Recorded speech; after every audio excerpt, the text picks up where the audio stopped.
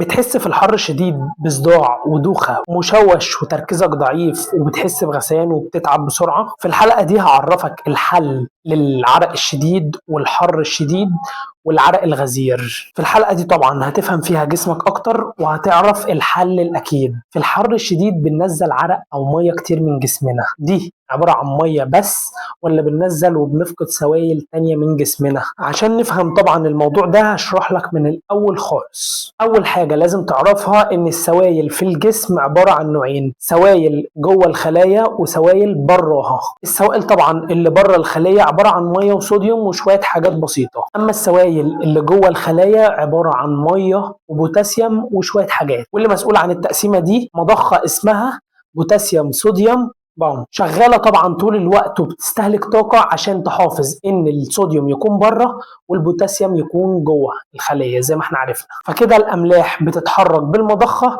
والميه بتتحرك بالتركيز. فانت طبعا لما بتيجي تعرق بتفقد ميه وصوديوم وشويه حاجات بسيطه، فانت طبعا لما بتيجي تشرب ميه بترجع الميه بس، وكده انت رجعت حاجه واحده والصوديوم لسه ما رجعتوش، فكده التوازن اختل بينهم، تبدا الميه بتتجه ناحيه الخليه للتركيز الاعلى. وطبعا اللي احنا عارفينه ان خلايا الجسم كلها عندها القابليه ان هي تتمدد الا خلايا المخ، لانها طبعا هي محكومه بجدار الجمجمه، فاول ما بتيجي تتنفخ بتلاقي جدار الجمجمه حاكمها، فيبدا بصداع ودوخه، ولو زادت قوي ممكن توصل لتشنج. طب الحل ايه يا صديقي؟ الحل ان انت في وقت التعرق او العرق تحاول تشرب ميه وتدخل معاها صوديوم او ملح. وطبعا عشان نعمل مشروب غني بالالكترولايتس اللي هي المعادن والاملاح هتجيب لترين ميه وعليهم نص معلقه ملح صغيره ونص برتقانه او نص ليمونه على شويه شرايح برتقان وشريحتين ليمون وثلاث ورقات نعناع.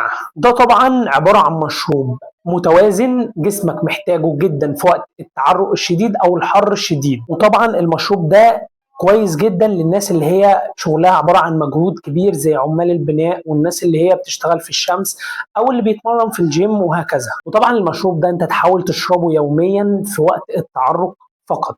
وطبعا لو وصلت لهنا واستفدت ما تنساش السبسكرايب واللايك، وسهلة. والسلام عليكم ورحمة الله تعالى وبركاته.